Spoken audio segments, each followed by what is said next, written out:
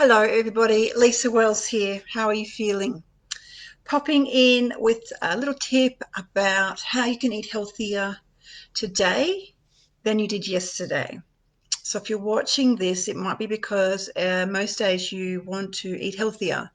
You get up in the morning full of hope that today you will be able to set your health goal and be able to stick to it and actually do what you want to say for yourself.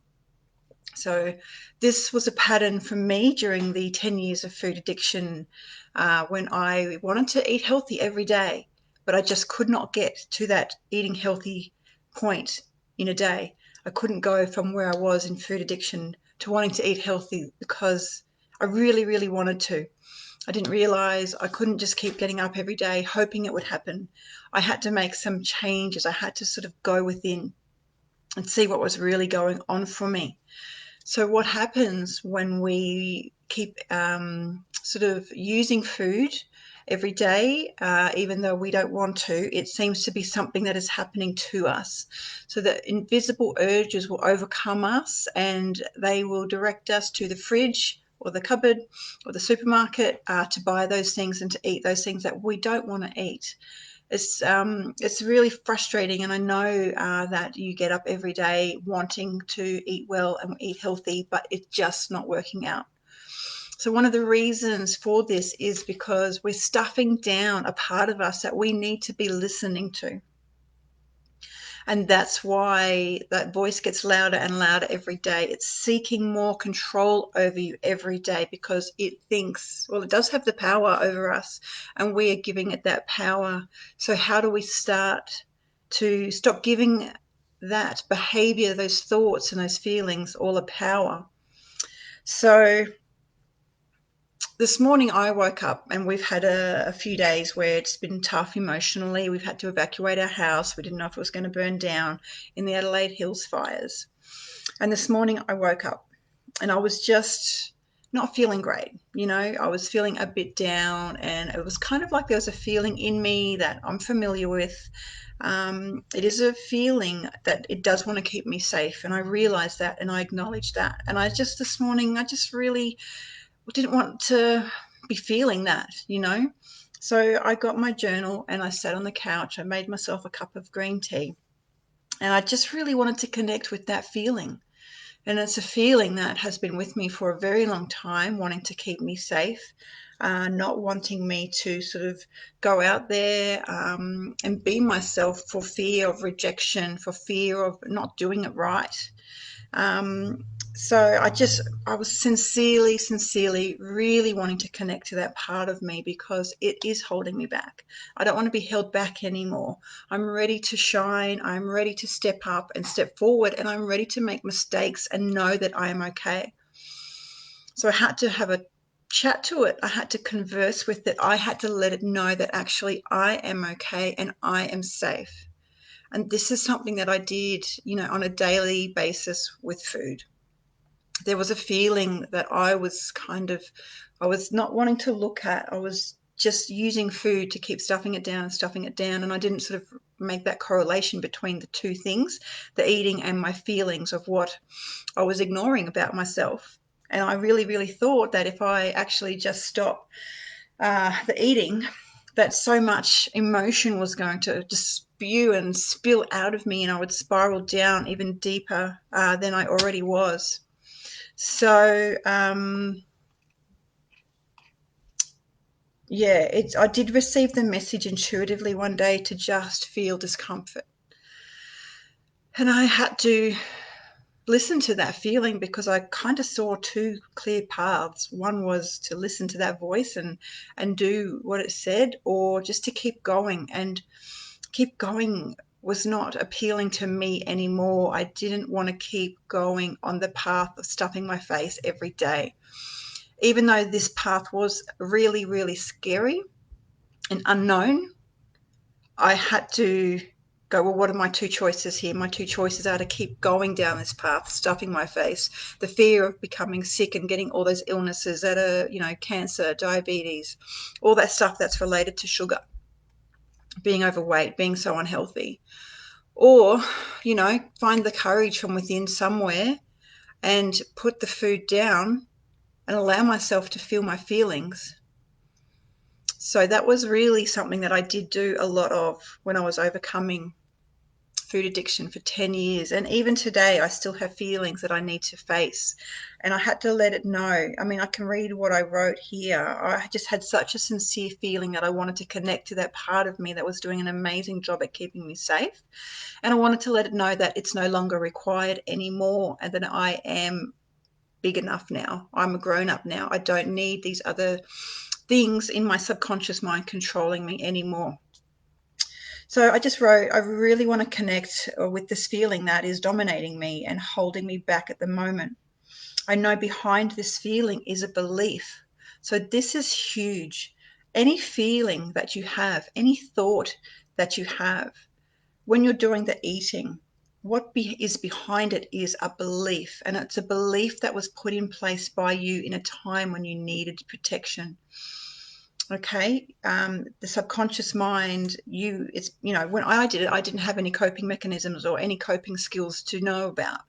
So I used food as a comfort to feel better, not realizing that when the situation was over, that I didn't need to keep using food to soothe myself anymore. So I knew that behind this feeling that I was feeling this morning, there was a belief there. And it was a belief that no longer serves me. It doesn't fit in with me, with who I am anymore as a 47-year-old adult, female woman, mum of two. I'm a wife and I help women overcome emotional eating. So this was a feeling that didn't fit in with who I am anymore. So, yeah, it was just a belief that was not for me anymore. So I felt it in my chest and my stomach area. And I know that this feeling has done such a great job at protecting me and keeping me safe. So I had to let it know. And I wrote, I am safe without you. And even if I don't know who I am without you, I will be okay. So this is a feeling, subconscious pattern that's been running for decades in my life, in my mind. I don't really know who I am without this feeling of being sort of, I don't know, held back. It's really this feeling that's stopping me from fully expressing who I am as a person. So even though, and I didn't know who I was without food addiction either, and that was one of my big fears as well, because I was so 100% identified with being who I was as someone who lived with food addiction, lived with struggle every day. I really identified strongly as someone who struggled her whole life from my birth, from being born premature and having to struggle to survive. It makes sense that that is my coding. That's my programming from birth. Struggle. It's hard. You have to survive to get what you want. Even just to live, you have to survive. It's a struggle. So this is a pattern that's been running for a very long time, and it's up to me to change it now as an adult. I can take control back, and this is how you do it. So yeah, it doesn't matter that I don't really know who I am without that structure or that huge safety mechanism that's keeping me suppressed. So I had to let it know that I'm safe in all ways. I am safe to have fun because I'm such a serious person. I am safe to be happy because there were times in my life where I felt that I was not safe to be happy and have fun. I am safe to do well. And again, it's because there were times in my life when I just felt I was not safe to be seen, to be seen as doing well. I am safe to feel disappointment and I will be okay. I need to let my subconscious mind know to stop protecting me from putting myself out there in fear of disappointment. If I disappoint myself, if I make a wrong choice, I have made mistakes. And when I have made mistakes in the past, it has made me go, oh, I don't want to try anymore. I really don't want to try anymore. So I'm just going to keep myself insular and in here, where it's safe to be me in here. And that's probably why one of the reasons I'm an introvert is because when I'm by myself, it is mainly the only time when I feel that I am free to be who I truly am. So I have to let myself know, my subconscious mind know that I am safe to feel disappointment. I am safe to learn and grow. I am safe to make decisions that don't always work out. And this is empowering when you know this. And this has got nothing to do with food. But if you work on these things, then this is how you prove to your subconscious mind that you are ready, willing, and able to take your control back over the situation. Okay, so really letting yourself know that you can be happy, you're safe to be you, who you are, but you're also safe to make mistakes. You're safe to make a decision that's not always going to work out, and you'll be fine. You just make another decision from there. So, really, this is part of the work that is involved in overcoming food related issues. This is how you are able to give yourself what you need emotionally instead of it controlling you. So there's a couple of things coming up that I want to bring up with you. I'm releasing something which I'm really excited about, which is a breakthrough for cravings. So when I had food addiction for 10 years, every afternoon after lunch, it would be my trigger time. I'd still be chewing my last mouthful of my lunch, and my brain would be like, right, chocolate. I'm like, well, do you mind? I'm still eating here. Give me a break. But it was that powerfully consuming over me that I was still eating my last mouthful of my healthy lunch that I had made. And my brain's like, okay, it's time for chocolate now. I need to keep you safe. And whatever it was a habit, it was a pattern, and it stemmed from some beliefs from, when I was little. So I've created how you can break through your cravings with 4 steps in 30 days. Okay, so there is a PDF tracker that you can download and print out. So this is it here. And then there's an instructional video as well. So there's 4 steps on this craving tracker, and then there's 30 little dots down the bottom to track your progress over the day. So if you feel that you're ready, and I really only want you to try this if you feel that you are ready, because you have to be ready in the mind, and know that you possibly won't do this perfectly. I'm not after perfect. We just want to understand or start understanding what it takes to overcome this stuff. And the 4 points on here and the training video that comes along with it is going to help you understand why these 4 things done repeatedly. Repetition is how we get those messages through to the brain, and we get up every day for 30 days and we go, this is what I'm doing. This is how I'm going about it. If it didn't work out yesterday, I'm leaving that there. I'm moving forward. Today is a new day. I'm going to give it my best shot today. And every day for 30 days, get up for yourself and give this a go.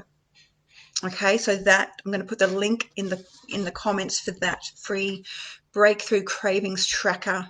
4 steps, 30 days. See what a different person you're going to be in 30 days if you have this mindset. It doesn't matter what happened yesterday. Today, I'm getting up and I'm moving forward with this. Okay. So that's that. And I also just wanted to check in and see if you booked your early bird ticket for the workshop that's coming up. How to create long-term healthy habits for 2021 and beyond. It's a new year. There is no magic button that strikes at midnight on the new year. So we still need to learn how to set ourselves up for success with healthy eating habits in the long term. We know diets, fad diets, and a 12-week cleanse is not going to just make it all go away. We need to learn how to support ourselves, and what do we need to implement into our lives to support ourselves to make these habits and create long-term healthy habits. So that's in the group also. Reach out if you want the link. I can send it to you. Otherwise, grab your breakthrough cravings tracker. I'll pop the link in the comments when I'm done here. Really appreciate your time. Give me any comments. Let me know what resonated the most with you. What was your light bulb moment, your aha moment of this little training? All right, beautiful. I will talk to you soon.